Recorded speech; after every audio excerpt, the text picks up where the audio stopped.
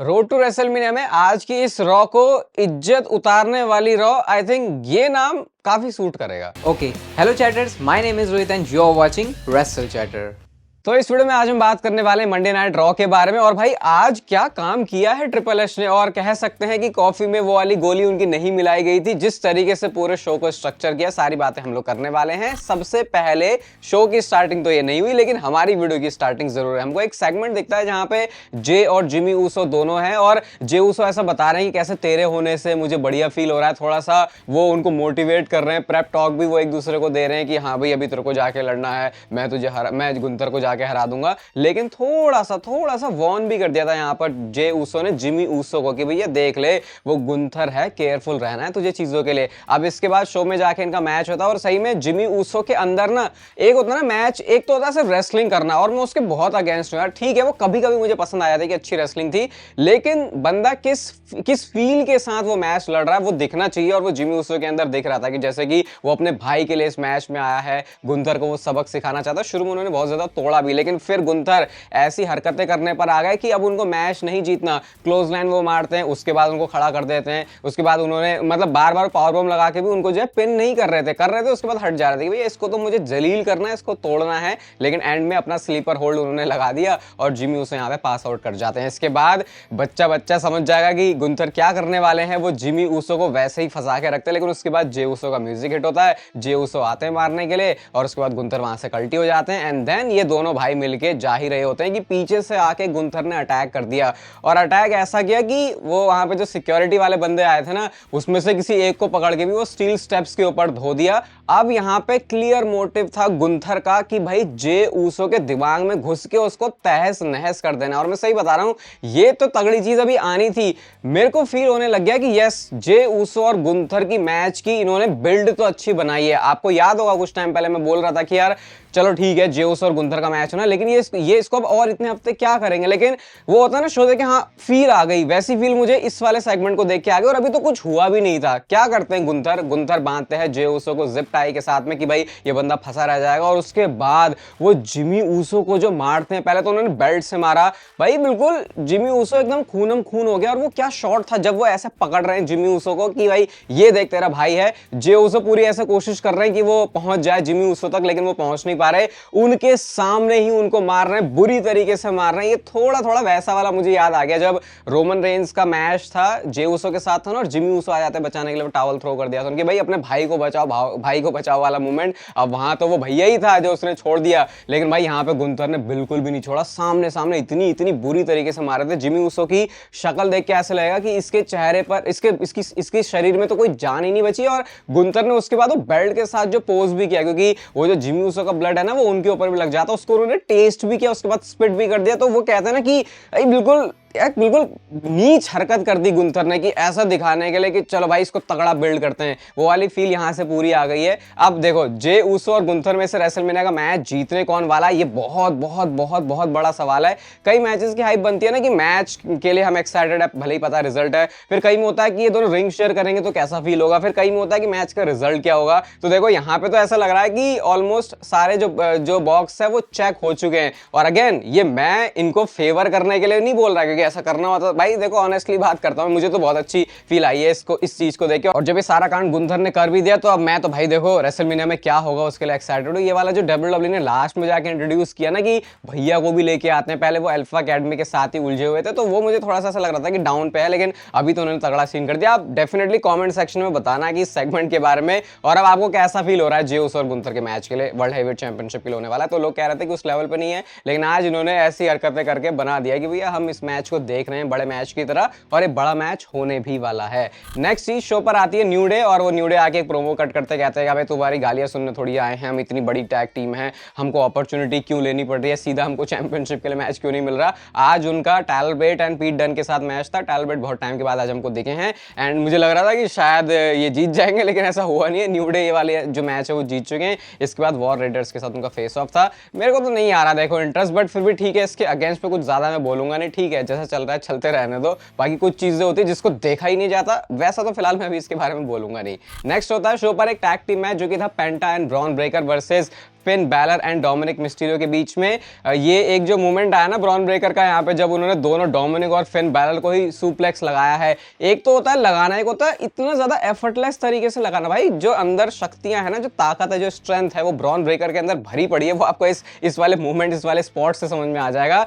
Accidentally यहाँ पे Bron Breakker ने पेंटा को स्पीयर हिट कर दिया एंड देन उसके बाद फिन बैलर ने coup de grâce फिनिशर पेंटा के ऊपर लगाया और पिन कर दिया। पता नहीं क्यों कलेजे में ऐसी ठंडक सी पहुंची मेरे कि फिन बैलर को भी इस मैच में पिन करने का मौका मिला है और वो मैच अपनी टीम को यहाँ पे जितवा देते हैं। हालांकि बैक स्टेज जाके मैं बहुत ज्यादा वो कर रहे होते तो ऐसा लग रहा बस एंडिंग पॉइंट पे ही आ चुका है ये फिन बैलर का जजमेंट डे से अलग होना। और डायनामिक भी बहुत अच्छा है कि लिव मॉर्गन जो कि एक फीमेल है, यहाँ पे बंदा मेल है और इनके बीच में थोड़ा सा क्लैश दिख रहा है कि जजमेंट डे के अंदर कौन बड़ा कौन छोटा, ऐसा वाला। ठीक है, बाद में बैक स्टेज जो है पेंटा भी काफी ज्यादा एंग्री होते हैं इस चीज से, ब्रॉन ब्रेकर के ऊपर वो बरसने वाले होते हैं। तो क्लियरली ये जा रहे हैं शायद उसी रूमर्ड मैच की तरफ जो कि हमने सुना था मल्टी पर्सन होगा इंटरकॉन्टिनेंटल चैंपियनशिप के लिए। इसके बाद शो पर आते हैं the phenomenal one AJ Styles. London का क्राउड है, रिएक्शन को ऑब्वियसली तगड़ा मिल ही रहा था, काफी ज्यादा ही एनर्जेटिक रहता है क्राउड, जो कि कई मोमेंट पे आज मुझे फील हुआ कि थोड़ा सा इरिटेट भी कर रहा था कि यहाँ पे चिल्लाने की ज्यादा जरूरत है नहीं। एजे स्टाइल्स रिंग में आते हैं, कहते हैं बहुत टाइम से मैंने इंतजार कर लिया लोगन पॉल, अब तुझे जो बोलना है तो आके मेरे मुंह पे बोल सकता है। लोगन पॉल की एंट्री होती है, लोगन पॉल रिंग में आते हैं और क्या, और वही लोगन पॉल के देखो मैं अप्रिशिएट करता हूं, लेकिन मुझे लग रहा है कि अपने कैरेक्टर में एक लेयर उनको और डालने की जरूरत है। हमेशा ऐसे बोल के काम नहीं चल सकता कि तुम सिर्फ अगेंस्ट में बोलो क्राउड के, उसी को अपना गिमिक बना लो। वर्क कर सकता है वो बहुत सारे सुपरस्टार्स के, लेकिन भैया तुम लोगन पॉल हो, तुमको कुछ एक्स्ट्रा करना पड़ेगा। तो लोगन पॉल कहते हैं मेरी जैसी फेम किसी के पास नहीं है, लोग उनको बू कर रहे होते हैं और वो बताते हैं कि अभी उनकी बच्ची हुई है तो ठीक है एजे स्टाइल्स मैंने तुझे माफ कर दिया। एजे स्टाइल्स भी सामने से बोल रहे थे कि चल मैंने भी तुझे माफ कर दिया। लोगन पॉल कहते हैं क्यों, तो एजे स्टाइल्स बोलते हैं कि सबसे बड़ा डूश बैग जिसने कभी भी इस रिंग के अंदर एंटर किया। तो लोगन पॉल के रिएक्शन ऐसे थे कि हाँ ये मुझे ऐसे क्या बोल रहा है। देन यहाँ पे ये मैच रेसलमेनिया का इनका बनाने के लिए ही देख रहे थे और वैसा हमने देखा भी, वो ऐसे पॉइंट करते हैं रेसलमेनिया की तरफ। लोगन पॉल कहते हैं मैं फ्री में थोड़ी लंदन वालों के लिए लड़ने वाला हूँ। एजे स्टाइल्स ने मार पिटाई करी यहाँ पे और इसके बाद जो है हमने ग्राफिक भी देख लिया है जो कि Logan Paul versus AJ Styles का होगा। बाकी वो जा रहे होते एजे स्टाइल्स अपने फिनोमिनल फोर आर्म के लिए, लेकिन उनके मेन सामान पे लग गई और उसके बाद जो एंड में हमेशा कुछ ना कुछ यूनिक भी लेके आते लोगन पॉल। आज जो मूवी हिट किया तो वो भी काफी अलग अलग लगता है कि बंदा हमेशा अपने तरकश में नए नए तीर जोड़ता है, लेकिन भाई प्रोमो पे भी थोड़ा काम करो, ठीक है, ये बहुत टाइम से हो गया है, अब कुछ आपको नया भी बोलने की जरूरत है। शो का मेन इवेंट तो था, लेकिन हमारा ऑब्वियसली मेन इवेंट नहीं है। रिया रिप्ली वर्सेस इयो स्काई का मैच जो कि था वर्ल्ड चैंपियनशिप के लिए और यहाँ पे रियर जो रेफरी हैं वो बियांका बिलेयर थी। एक चीज बहुत क्लियर थी इस मैच में, फुल भसड़बाजी होने वाली और फुल भसड़बाजी यहाँ पे होती भी है। एक वो क्या मूव था भाई, वो क्रॉस बॉडी मारती है इयो स्काई, लेकिन रिया रिप्ली ने उसको हेडबट बना दिया। भाई ये कैसे किया उन्होंने, वो तो अगर जरा सा इधर उधर भी हो भाई पता नहीं क्या क्या हो जाए। बहुत ज्यादा क्लोज किकआउट यहाँ पे होते, लेकिन रिया रिप्ली ने एक्सीडेंटली जो बियांका बिलेयर उनको हिट कर दिया, रिपटाइड मारा, लेकिन रेफरी वहां पे था ही नहीं। अब इसके बाद जो है लिटरली जो रिया रिप्ली उन्होंने तो मारना ही सही शुरू कर दिया, लेकिन बियांका बिलेयर ने अभी मैच नहीं कैंसिल किया था। इयो स्काई से जब उनको पड़ गई भाई तो उनका ठीक है दोनों बंदे बकलोली कर रहे हैं एंड देन उन्होंने मैच जो है डिस्क्वालिफिकेशन में एंड कर दिया। डबल डिस्क्वालिफिकेशन हो जाता है और मैच में ऑब्वियसली फिर जो चैंपियनशिप है वो रिटेन ही रहती है क्योंकि चैंपियन को रहता है एडवांटेज। अब इसके बाद हो गई बहुत ज्यादा गुस्सा, मार पिटाई इनके बीच में, मारे जा रहे हैं एक दूसरे को। एंड में दोनों को ही रिपटाइड लगाया है रिया रिप्ली ने और वन मोर टाइम के जब चैंट लग रहे थे तो रिया रिप्ली ने फिर से जाके बियांका बिलेयर को मिड रोप से जाके बहुत ज्यादा वो खतरनाक सा जो रिपटाइड है वो लगाया है। तो क्लियर है, एक स्टेटमेंट दे दी है। और यार रिया रिप्ली के कैरेक्टर के बारे में यार ये तो बोलना पड़ेगा, अभी अभी उनके पास से चैंपियनशिप गई है, लेकिन फील देख के ऐसा हो रहा है कि जैसे कि रेसलमेनिया में शायद उनको दोबारा से चैंपियनशिप जीतनी चाहिए। वो उनका ऑरा, वो जो रिंग में देख के लगता है ना कि सुपरस्टार का, वो मुझे तो देखो सबसे ज्यादा रिया रिप्ली से फील हो रहा है अगर कैरेक्टर की बात करोगे, इयो स्काई या फिर बियांका बिलेयर की। तो अब ये ट्रिपल थ्रेट मैच बस इसको कर ही देंगे, ठीक है, ज्यादा हमको लगता नहीं है कि इसमें अब WWE करने वाली है। अब आता है हमारी वीडियो का मेन इवेंट, लेकिन ये था शो का किक ऑफ और ये वो सेगमेंट है जिसकी डिमांड फैंस बहुत टाइम से कर रहे थे, लेकिन इसने किस लेवल पे जाके इसको डिलीवर किया, सब कुछ अच्छे से करने वाले हैं डीकोड। सबसे पहले एंट्री होती है जॉन सीना की और जॉन सीना सक्स वाले वो जो गाना है वो मस्त तरीके से लंदन का क्राउड यहाँ पे गा रहा था। जैसे ही रिंग में आके जॉन सीना माइक पे आके कुछ बोलने वाले थे तभी थीम सॉन्ग प्ले हो जाता है कोडी रोड्स का। कोडी रोड्स के भाई वाली शाही एंट्रेंस होती है,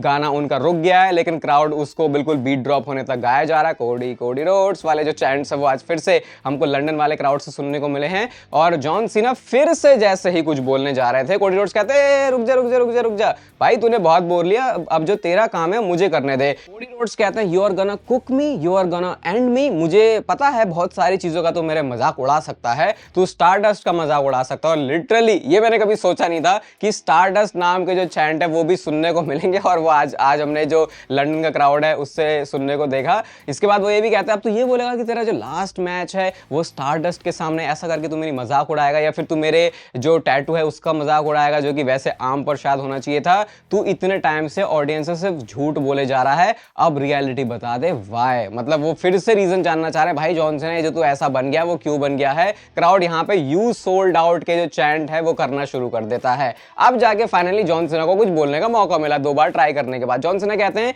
मैं तेरे लेवल पे नीचे गिर के तो नहीं आने वाला, देख बिल्कुल भी, बहुत टाइम से तुझे प्रोटेक्ट किया जा रहा है, I am not gonna cook you, I am gonna bury you. और ये जो लाइन है ना कि भाई जॉन सीना कि हर किसी को बर्बाद तबाह बैरी कर देता है, ये लाइन बहुत टाइम से फैंस जॉन सीना के बारे में बोलते आए, क्योंकि जब जॉन सीना को पुश मिलता था तो किसी सुपरस्टार को भाई हारना पड़ता था, तो इस वजह से लाइन बोली जाती है। थोड़ा सा मैं आपको कॉन्टेक्स्ट के लिए समझा रहा हूं कि क्या इसके पीछे की हिस्ट्री है। इसके बाद जॉन सीना कहते हैं कि आई बैरी मीडियोक्रिटी, ये भाई जो तुम एवरेज किस्म के लोग होते हो ना वो मेरे सामने टिक नहीं पाते हो, इसलिए ऐसी बातें बोली जाती है। तूने कैसे मैनिपुलेट करके अपने आप को टॉप पर पहुंचा दिया है, तूने ब्लूप्रिंट छीन लिया, लेकिन तू ये किंगडम रन नहीं कर सकता, तू बहुत ही ज्यादा अंडरवेलमिंग है मेरे लिए, तेरा गिमिक बहुत ज्यादा बेकार है, ये लोग सिर्फ तेरा गाना गाते हैं, और अगर सही में तेरी म्यूजिक और एंट्रेंस की चीजें तेरे से छीन ली जाएं तो तेरे पास पता है क्या बचेगा, सिर्फ ये जो तूने सूट पहना है, जॉन सीना कोडी रोड्स को बोलते हैं। और बहुत सारे लोगों को तो ये हमेशा हमेशा के लिए एक लाइन मिल गई है जिसके लिए वो कोडी रोड्स को ट्रोल करेंगे। क्लियर बोल दिया जॉन सीना ने, भैया ना तू मेरी तरह दिखता, ना तू मेरी तरह एक्ट करता, और तू तो इतना ज्यादा डरपोक है कि अपना असली जो चेहरा है वो भी तुझे लेके आने में डर लगता है कि फिर लोग क्या बोलेंगे। भाई ये कुछ ज्यादा डीप में जाके जॉन सीना बोल रहे थे, और उन्होंने इवन नेपो बेबी भी कोडी रोड्स को कॉल कर दिया है। तो वो जो था ना कि जब जॉन सीना माइक पे आके धोना शुरू करेगा कोडी रोड्स को, यहां से उन्होंने वो शुरू कर दिया था। कहते तेरा जो टैटू है ना यही तुझे पूरी तरीके से एक्सपोज करता है कि बस ये जो तो कॉमन फैन है ना उनकी तरह है, तो गलती से यहाँ पे आ गया है, और जब रेसलमेनिया में मैं तुझे चैंपियनशिप के लिए हरा दूंगा तो फेनेटिक्स के पास जाना और इन सारे लोगों की तरह वो नकली टॉय वाली चैंपियनशिप तुझे वो ले सकता है, क्योंकि रियल चैंपियन तो मैं ही हूं। और इमेजिन जॉन सीना जिसको इतने टाइम से बूज मिल रही है, इतने खतरनाक प्रोमो के बाद वहां पे सीना वाले जो चैंट्स हैं वो क्राउड करने लग गया था। तो इससे आपको पता चलता है कि क्या मस्त तरीके से कुक बैरी अगर बोले जॉन सीना की भाषा में तो उन्होंने कोडी रोड्स को किया है। इसके बाद कोडी रोड्स के पास भी अच्छे काउंटर थे। अगर आपको लग रहा है भाई इतना ही हो गया तो कोडी रोड्स कहते हैं सुन लिया, ठीक है सुन लिया हमने तेरा, शायद तो सही भी है, आई वॉज चोजन, लेकिन मुझे चूज किसने किया था, मुझे चूज किया था इन सारे लोगों ने। कैन यू से द सेम, क्या तू भी ऐसा कह सकता है? और was it one guy in the office who chose you, जिसके बारे में हम बात नहीं करते और जो बंदा अब यहाँ पर है भी नहीं। तो क्लियरली ये विंस मैकमैन के बारे में, भाई यार ये विंस मैकमैन को लपेट लपेट के ना अपने प्रोमोस तो बढ़िया कर लेते, लेकिन बेचारा उसकी उधर कच्ची हो जाती है, जिसका इस कंपनी से कोई लेना देना बचा भी नहीं है। कोडी रोड्स कहते ये जो डी वाला ये जो वर्ड है कोडी रोड्स के प्रोमोस में आपको बहुत ज्यादा सुनने को मिल जाएगा। कहते हैं कि तेरे प्रोमोस में ज्यादा डी हैं देन योर जॉर्ट्स। अब नहीं समझे तो और अच्छी बात है, लेकिन मेरे को सही में ऐसा लग रहा था कि ऐसी बातें अब WWE के प्रोमोस में बोलना इतना ज्यादा कॉमन हो गया है। कहते हैं वो कि तूने सारी चीज बनाई है और उसके बाद तो हॉलीवुड में चला गया, वो जो हमेशा ही एक दुखती नब्ज है उस पर हाथ रख दिया जाता है एक हॉलीवुड वाली बात बोल के। फिर कोडी रोड्स कहते हैं कि अच्छा एक बात बता, तेरे में और मेरे में से कौन बिका है रॉक को? और ये तो सबसे आपको पता है बड़ा पॉइंट है इस वाली पूरी स्टोरी का। और आज प्रोमो के अंदर हमने रॉक का नेम भी ड्रॉप होते हुए सुन लिया, तो इसका मतलब कि वो जो एंगल डाला जा रहा था कि शायद रॉक स्टोरी लाइन से बाहर है, मैंने आपको बोला ही था भाई ऐसा नहीं है, वो इन्होंने किया है, तो मैं भी अभी उसको किसी चीज के लिए बचा के रख रहे हैं। इसके बाद कहते हैं कि अभी भी तू मेरा हीरो है but you are also a piece of shit. जिस तरीके से डिलीवरी होती है ना वो बहुत ज्यादा मैटर करती है, और कोडी रोड्स में मुझे लगा नहीं था इस लेवल पे वो जॉन सीना के साथ आ सकते हैं, लेकिन उन्होंने काम किया। अब इसके बाद जॉन सीना कहते हैं भाई तुम सारे लोगों के, तेरे दिमाग में गंद भरी पड़ी है इन सारे लोगों की तरह, तू फैक्ट्स पे बात नहीं करता, मैं तुझसे 100 टाइम्स जो है ज्यादा मेहनत करता हूं, कुछ भी दे दो मैं उसे बढ़िया करके दे देता हूं, लेकिन best you can do is to wipe my ass. ठीक है, इसके बाद जॉन सीना कहता है कि मैं तो एम्पायर्स बनाता हूं बिलियनियर के लिए, लेकिन तू क्या करता है? All you have ever done is to steal money from their kids, यानी मैं लोगों को बड़ा बनाता हूं और उनके बच्चों से तू पैसे चुराने का काम करता है। ये पूरी ना एक तरीके से पॉलिटिक्स वाली बात हो रही थी, सत्ता की बात हो रही थी कि मैं बड़ा बनाया तो उसके बाद कोडी रोड्स तू मजे लेने के लिए आ जाता है। इसके बाद ना जॉन सीना जाने लगता है, उनको लगा हो गया मेरा, लेकिन कोडी रोड्स रोकते हैं और कहते हैं चल जो भी बात है कभी भी लोगों ने मेरे लिए यू कैन नॉट रेसल ये वाला चैंट नहीं लगाया है, और ये थोड़ा सा चुभ गया जॉन सीना को। ऐसा चुभा कि बंदा रिंग के अंदर आता है बिल्कुल ऐसे रेडी हो गया मारने के लिए, लेकिन उसके बाद टिपिकल एक हील जैसे एक्ट करता है। जॉन सीना मारते तो नहीं है, लेकिन चीप शॉट के लिए वो जाते हैं। और मेरी यहाँ पे एक बहुत बड़ी समस्या, पहले बताता हूँ हुआ क्या हुआ। कोडी रोड्स ने उसके बाद हुक कर लिया जॉन सीना को, और उसके बाद उन्होंने क्रॉस रोड्स मार दिया और वो खड़े हैं, ठीक है, बढ़िया। ऐसे ऐसे मेरे को अगर आप नहीं जाके देख रहे लगा ओ भाई क्रॉस रोड्स लग गया, लेकिन वो इतना ज्यादा स्लो स्लॉपी था भाई जॉन सीना, ऐसा लग रहा पूरे इंतजार में ही है कि ले भाई आके मुझे क्रॉस रोड्स मार दे। तो वो जिस तरीके से भी उन्होंने जो भी थे उनकी केमिस्ट्री दिया क्या था उनको वैसे ही होना था, मुझे नहीं पता, लेकिन वो बहुत ज्यादा ऐसा स्लो सा लगा उसको। मतलब वो जैसे गुंथर और जे उसो जिमी उसो की बात कर रहे हो, क्या है, it is all about the intensity, जिस तरीके से वो उसको बिल्ड कर रहे हैं। लेकिन यहाँ पे वो फील नहीं लगा, ठीक है आके अच्छा ये तो करना है, वो सर्कस की तरह वो करके चले गए। बट फिर भी थोड़ा फिजिकल ये हुए हैं, उस लेवल पे नहीं हुए। और रॉक को आज भी मिस किया गया लंदन के शो पर। मुझे नहीं पता ये आगे इसको किस तरीके से प्रोग्रेस करे, लेकिन फिर भी देखो आज की मंडे नाइट रॉ बहुत बढ़िया तरीके से मुझे लगता है स्ट्रक्चर हुई थी। मे बी जॉन सीना और कोडी रोड्स को और ज्यादा एक्सट्रीम दिखा सकते हैं, बट शायद वो आने वाले हफ्तों के लिए हो सकता है बचा के रखा हो, बट हमको अपीयरेंस का पता नहीं है। आज के शो को मैं रेट करूंगा 4.5 स्टार। देखो इसको एंजॉय किया मैंने। बाकी आप इस वीडियो को यहां तक देखने के लिए लाइक कर सकते हो, चैनल को सब्सक्राइब कर दो ऐसे और मस्त WWE से रिलेटेड कंटेंट के लिए। बाकी तब तक फिर लेते रहो जिंदगी के मजे।